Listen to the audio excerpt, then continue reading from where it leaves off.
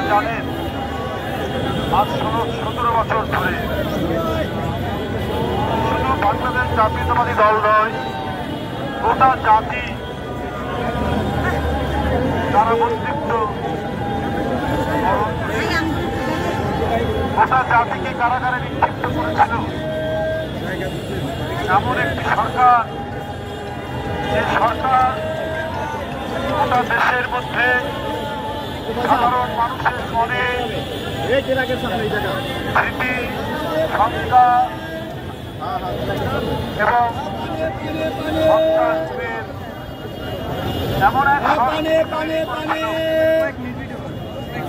তাতে মনে হয়নি যে এই জাতি 30 লক্ষ মানুষের মাধ্যমে অর্জিত স্বাধীনতা, সেই স্বাধীনতা কি আসলেই এদেশের মানুষ জীবন দিয়ে এই স্বাধীনতা অর্জন করেছিল? 2 লক্ষ মা-বোন তাদের নিপীড়ন করে এই স্বাধীনতা অর্জন করেছিল। কিন্তু তা বন্ধুরা, সমস্ত ধারণাকে মিথ্যা প্রতিপন্ন করে আবার দেখা গেছে বাংলাদেশের তামাল ছেলেরা তারা দাঁড়িয়ে যেতে পারে ফ্যাসিবাদের বিরুদ্ধে, দাঁড়িয়ে যেতে পারে খুনিদের বিরুদ্ধে, দাঁড়িয়ে যেতে পারে আপনার কসাইদের বিরুদ্ধে। এই কসাইদের হাত থেকে দেশের গণতন্ত্র রক্ষার লড়াই করেছেন, অকুতোভয় লড়াই দেশের নেত্রী বেগম খালেদা জিয়া। এবং এই লড়াই করতে গিয়ে, জনগণের পক্ষে দাঁড়াতে গিয়ে, জনগণের কথা বলার স্বাধীনতাকে নিশ্চিত করতে গিয়ে বেগম খালেদা জিয়াকে নানাভাবে পর্যদস্ত করে এক বড় গুরুতর অসুস্থতার দিকে ঠেলে দেওয়া হয়েছে। বন্ধুরা আমার, আপনারা যারা বাংলাদেশ জাতীয়তাবাদী দল এবং গণতন্ত্রকামী মানুষ প্রতিনিয়ত প্রতিদিন অসংখ্য নির্যাতন সহ্য করে গণতন্ত্র অর্জন এবং দেশের নেত্রী বেগম খালেদা জিয়ার মুক্তির কথা বলি। বন্ধুরা আমার, এই যে গণতন্ত্রের লড়াই চলেছে অব্যাহত, এই লড়াই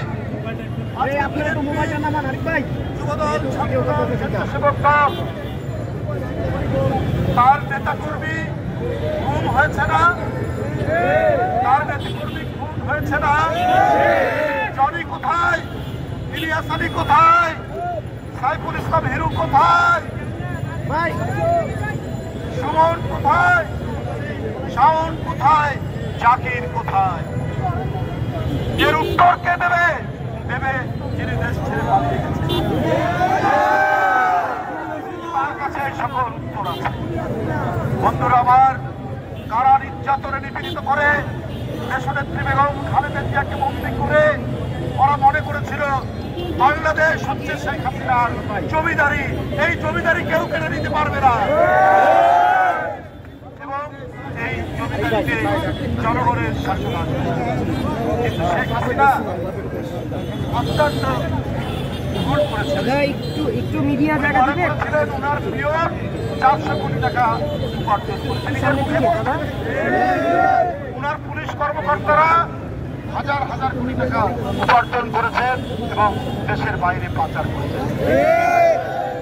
উনি মনে করেছেন এগুলো কেউ প্রতিবাদ করতে পারবে না। শেখ হাসিনা মনে করেছেন যে এইভাবেই চলবে, আমি যা বলবো ওইটাই সত্য, আমি যা বলবো সেটাই নিশ্চিত সম্পাদন হবে।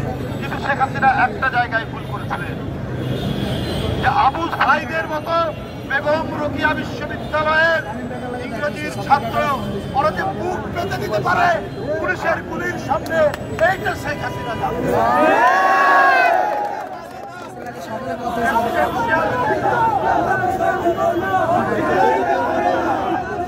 রেসিডেন্সিয়ালের ছাত্র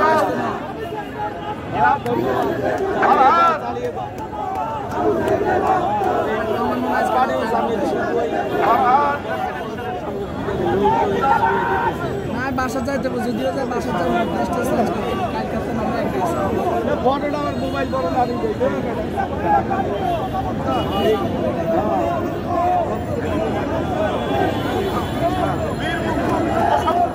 তারা অসংখ্য আমার গোটা জাতিকে বিএনপির ভারপ্রাপ্ত চেয়ারম্যান দেশনেত্রী ভারপ্রাপ্ত চেয়ারম্যান জনাব তারেক রহমান দিন রাত গণতন্ত্রের আওয়াজ আকাশে বাতাসে ধ্বনিত করে গোটা জাতিকে আমার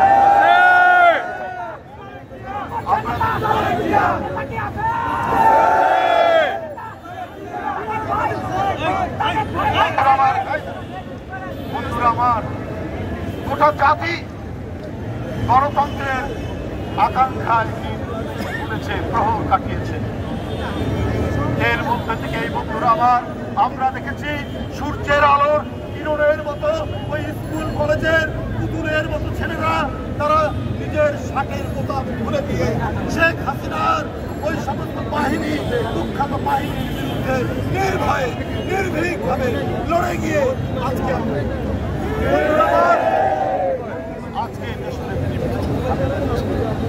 গণতন্ত্রের প্রতীক গণতন্ত্রের আলোর এক অনির্বাণ শিক্ষা দেশনেত্রী বেগম খালেদা জিয়া আজ আমার এই মুক্তির স্বাদ আজকে কারাগার থেকে বেরিয়ে আমরা পাচ্ছি। আমাদের এই গণতন্ত্রের ধারা আমাদের আগামীতে সত্যিকারের গণতন্ত্র আমাদের প্রতিষ্ঠা করতে, যেখানে ন্যায় বিচার থাকবে, যেখানে কথা বলার স্বাধীনতা থাকবে, সে যে দলেরই হোক, যে মতেরই হোক, সে নির্ভয়ে কথা বলবে। এখানে কেউ এবং ক্রস ফায়ারের শিকার হবে না। আমরা সেই সমাজ, আমরা সেই রাষ্ট্র কায়েম করব।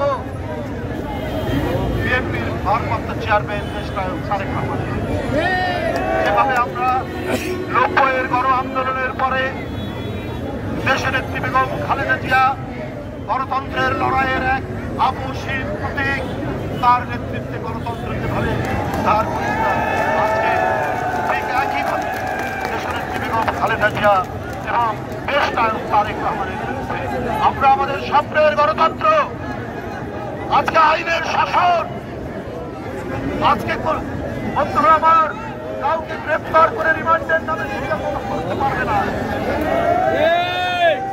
কাউকে পুলিশের হেফাজতে নির্যাতিত হতে হবে না, কোন রাজনৈতিক মতামত প্রকাশের জন্য কেউ পুলিশের হেফাজতের মধ্যে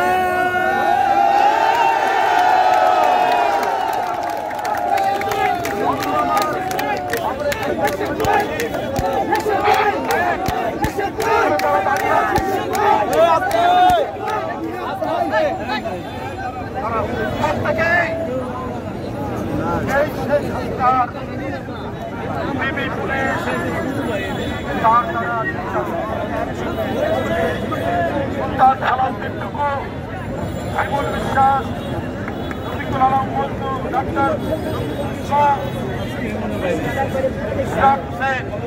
আপনারা জানেন না, আমি চোখে দেখেছি, চোখে কাপড় বাঁধা হয়েছে। সুলতান সালাউদ্দিন টুকুর চোখে কাপড় বাঁধা হয়েছে। একটা মেধাবী ছাত্র ঢাকা মেডিকেল কলেজে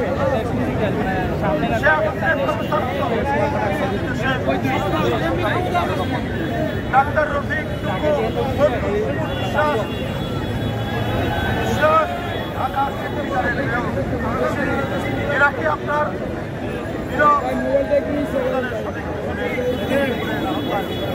এরা কি চোখ বেঁধে নির্যাতিত হওয়ার যোগ্য? এরা তো জাতীয় নেতা, এদেরকে কিভাবে নির্যাতন করে? 12 দিন রিমান্ড খেটে রিমান্ডের নির্যাতন সহ্য করে আমাদেরকে কারাগারে পাঠানো হয়েছে। আমরা শেখ হাসিনার এই পৈশাচিক চেষ্টা করা সেই শাসন যেন আর ফিরে না, এটাই আমাদের সবাইকে শপথ নিয়ে আমরা সেই আমাদের স্বপ্নের সেই সোনালী গণতন্ত্র প্রতিষ্ঠা করতে হবে। এটা শুধু কথার কথা না, আমি আপনার সাথে ঝগড়া করব, আবার একই টেবিলে খাবার খাবো।